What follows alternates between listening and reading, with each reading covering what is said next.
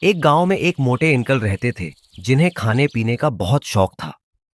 ان کے گھر میں ہر وقت طرح طرح کے کھانے بنتے رہتے تھے، لیکن انکل کی پریشانی یہ تھی کہ ان کے سارے کھانے چوہے آ کر کھا جاتے تھے۔ رات کو جب سب سو جاتے تو یہ چوہے باورچی خانے میں گھس کر روٹی، گوشت، چاول اور مٹھائیاں سب چٹ کر جاتے۔ موٹے انکل دن بھر محنت سے کھانے لاتے، مگر اگلی صبح برتن خالی ملتے۔ وہ بہت پریشان رہتے اور سوچتے کہ کوئی حل نکالا جائے تاکہ چوہوں کی شرارت ختم ہو سکے۔ چوہے دن بدن زیادہ بے خوف ہوتے جا رہے تھے۔ وہ اب صرف رات کو ہی نہیں بلکہ دن کے وقت بھی نکل آتے، کبھی میز پر چڑھ جاتے، کبھی کپڑوں کی الماری میں گھس جاتے اور کبھی انکل کی جیب سے بسکٹ چرا لیتے۔ موٹا انکل غصے سے لال پیلا ہو جاتا لیکن کچھ کر نہیں پاتا۔ ایک دن اس نے طے کیا کہ اگر اب کچھ نہ کیا گیا تو یہ چوہے پورے گھر کو کھا ڈالیں گے۔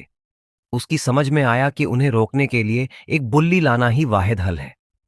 وہ فوراً بازار گیا اور ایک خوبصورت مگر تیز ترار بلی خرید لا۔ بلی کے آتے ہی گھر کا منظر بدل گیا۔ جہاں کل تک چوہے آزادی سے دندنا رہے تھے، اب چھپنے لگے۔ بلی کی تیز آنکھیں اور پھرتیلے پنجے دیکھ کر چوہوں کے دل دہل گئے۔ وہ اب بلوں میں جا دبکے اور باہر نکلنے کی ہمت نہ کرتے۔ جب کبھی بلی ان کی طرف دیکھتی تو ان کے پسینے چھوٹ جاتے۔ موٹا انکل خوش تھا کہ آخرکار اسے سکون مل گیا ہے۔ کھانے بچنے لگے، باورچی خانہ صاف رہنے لگا اور انکل کی پریشانی کچھ کم ہو گئی۔ لیکن چوہوں کے لیے یہ زندگی جہنم بن گئی۔ چوہوں نے ایک رات خفیہ میٹنگ بلائی۔ سب بڑے چھوٹے چوہے جمع ہوئے اور اپنے دکھ بیان کرنے لگے۔ ایک بولا، اب ہم بلی کی وجہ سے روٹی کا ایک ٹکڑا بھی نہیں کھا سکتے۔ دوسرا بولا، اگر یہ حال رہا تو ہم سب بھوکے مر جائیں گے۔ تیسرے نے کہا، ہمیں کوئی نہ کوئی ترکیب نکالنی ہوگی ورنہ بلی ہمیں ایک ایک کر کے ختم کر دے گی۔ لمبی بحث کے بعد سب نے فیصلہ کیا کہ بلی کے گلے میں گھنٹی ڈال دی جائے تاکہ جب وہ چلے تو آواز آئے اور سب چوہے وقت پر بھاگ جائیں۔ سب خوش ہو گئے، ہر کوئی تالیاں بجا کر خوشی سے شور مچانے لگا۔ بلی کے گلے میں گھنٹی کون باندھے گا؟ یہ سن کر سب خاموش ہو گئے۔ ایک بوڑھا عقل مند چوہا بولا، دوستو، تجویز دینا آسان ہے مگر اسے پورا کرنا مشکل۔